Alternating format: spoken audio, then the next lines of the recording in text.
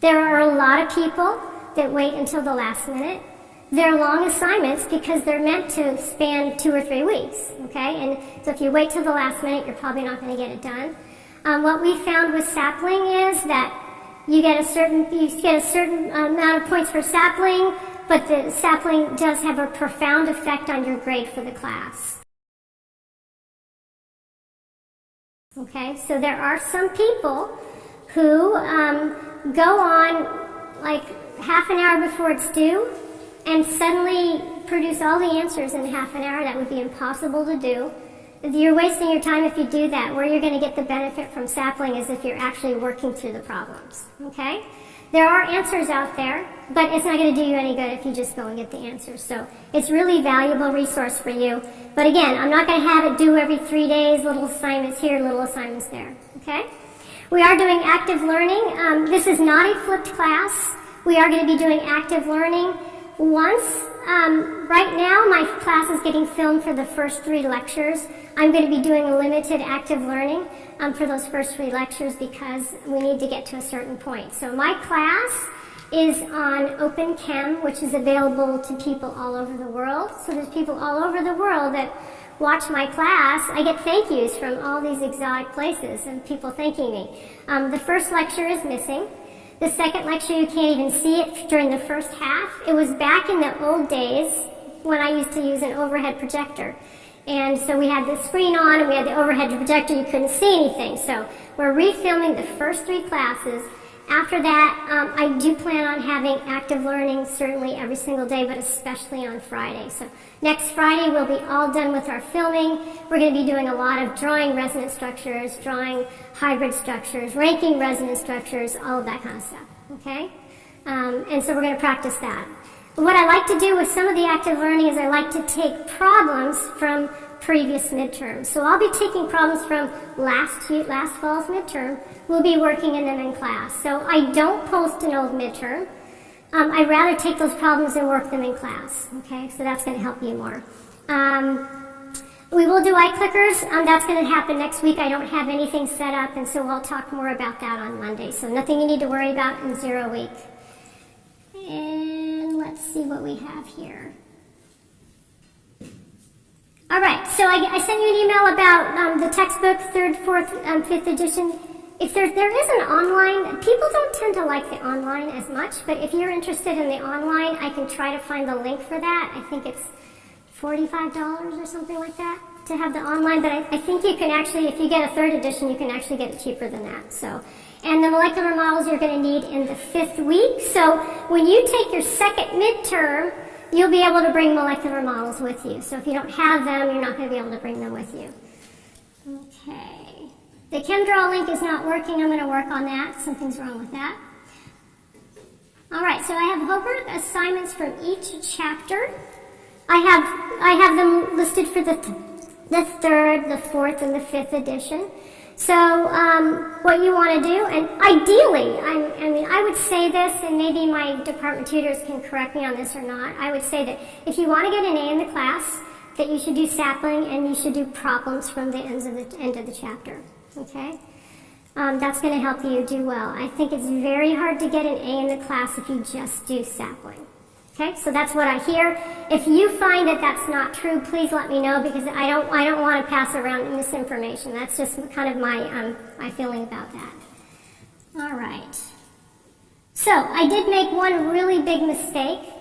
In your notes, you've all picked up the notes. We changed one of the chapters this quarter, and so I don't have it in there. And I feel bad about that because it was too late for me to do anything about it. So what you'll find is when you get to the end of your book, there's chapter 7. Chapter 7's in 51B. I apologize that you had to pay like 4 cents a page for that chapter. And so what we're going to be doing is chapter 14 instead, NMR spectroscopy. And when we get to that point, I will post a PDF of that chapter online for you. Okay? All right.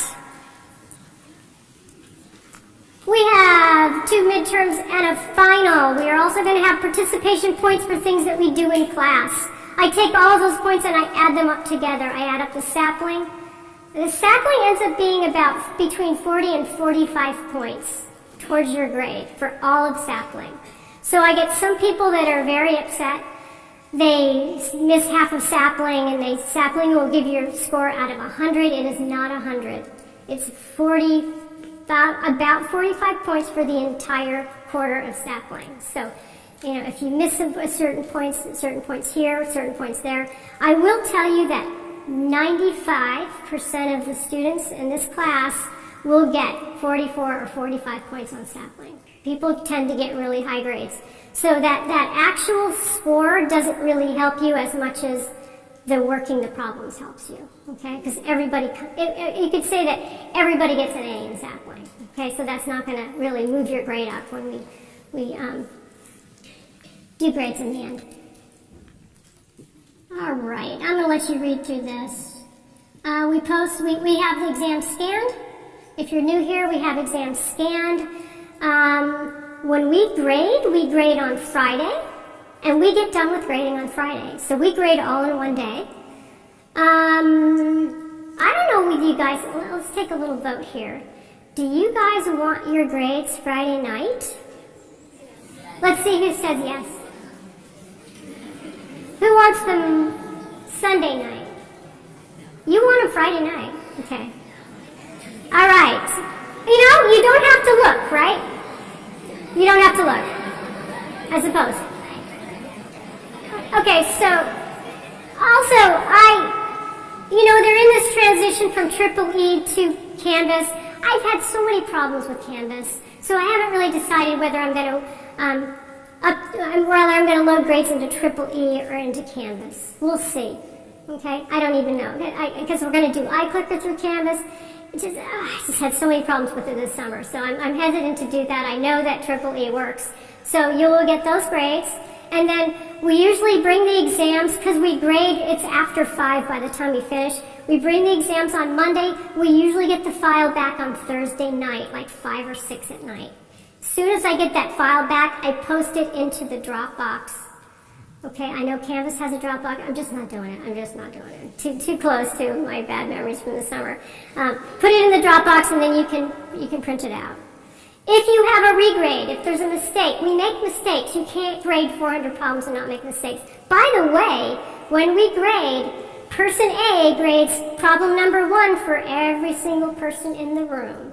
Person B grades problem 2 for every single person in the room. That's the way that grading is made more fair. But you are spending 4 hours grading one problem, and so you do make mistakes, okay? So when you make a mistake, you print out your exam, the offending page, you put your name and ID, you write what the problem is, and you give it to me, okay? Don't send it by email.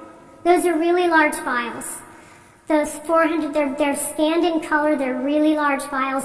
Every time I open up an email that has one, it goes to my desktop. I just don't feel like doing that. So you're going to do that, and don't do it by email, okay? Discussion sections. I am doing the 2 that are marked with an asterisk. So the Wednesday at 11 and the Friday at 1 are my discussions. You can come to whatever discussion you want. You can come to all of them if you want, okay? No one's going to do that, but you can come to all of them if you want. So, and on test week, the Friday discussions, well, the 9 will be there, but the Friday at 1 will not be there, okay? That's my discussion. So that means that if you have Friday at 1, you want to go to an earlier discussion that week, whatever one you want, okay? I do have a question for you about the Thursday 8 a.m. discussion. Historically, no one's in my class ever wants to go to an 8 a.m. discussion. So is there anybody who that's the only discussion they can go to? See any hands? Okay, so that discussion is now officially gone away. We're not having the Thursday 8 a.m. discussion. So just so you know, my son followed in my footsteps. He came to UCI as a bio major. He wanted to major in neurobio. And when he was 10, he wanted to major in neurobio. And I said, well, and he also wanted to go to UCI. And I said, well, if you take bio at UCI, once you have organic chemistry, you're not going to want to be a bio major anymore. And he's like, no, I won't. No, I didn't, you know. And so I'm just like, okay, I'm going to shut up and just let this unfold. And it exactly happened. He came in as a bio major, took organic chemistry. He was in my class. I had to get special permission. He was in my class. He never saw exams. I'm super honest. And he did really well. And then he decided that, again, he wanted to be a chemistry major. So now he's at MIT in the same group that I was in, with the same advisor, like literally following in my footsteps. But a few fun things about MIT. For the undergrads, no classes are allowed to start until noon. Because they know that most people that are your age, you know, towards the end of adolescence, don't do well early in the morning. No classes are allowed to start till noon. Grades do not count your first year at all. When you grade exams, you're not allowed to use a red pen. Any other color but red, you can't use a red pen because that makes students upset. So, just saying. Anyway.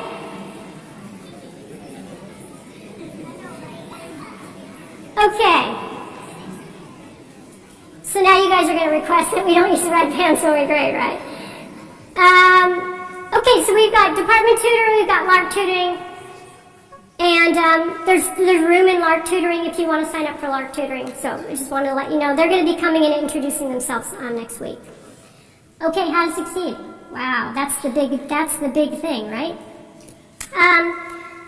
If you treat this class like a math class, okay, and like I would say a cross between a math class and a language class. And you know that if you take languages, they usually like you to come in 4 or 5 days a week because you just need a little bit every day. So it's kind of like that. And it's like a math class in that completely different than a bio. In bio, you have to memorize a bunch of facts. In OChem, you do, but not the same way. It's more of a problem-solving subject, okay? So in a bio class, if you want to memorize, one of the things you might do is copy over your notes or read the book several times. You don't want to do that in here. You want to be working problems. You want to spend 90% of your time working problems. Like you wouldn't think about, in a math class, you wouldn't think about, oh, I'm just going to go home and I'm going to copy over my math notes 3 times. You would never do that, right? So that's the way you want to handle this class. I have a student who, from a few years back, and she heard me say that. A lot of people hear me say that, but they don't really, I'm not going to listen to that. And so she was really upset because she got 49 on her first midterm. And she came to my office and said, what do I do? How am I going to get better in this class? What am I going to do? And I said, well, show me what you did. And she said, well, look, here's my notes. Here's my notes. I copied them over like 3 times, and I thought I knew the material all really well. And I said, well, take the amount of time that you spent copying those notes over, and work problems. Okay, and she did. And her second midterm was a 94. She went from a 49 to a 94 by just working problems.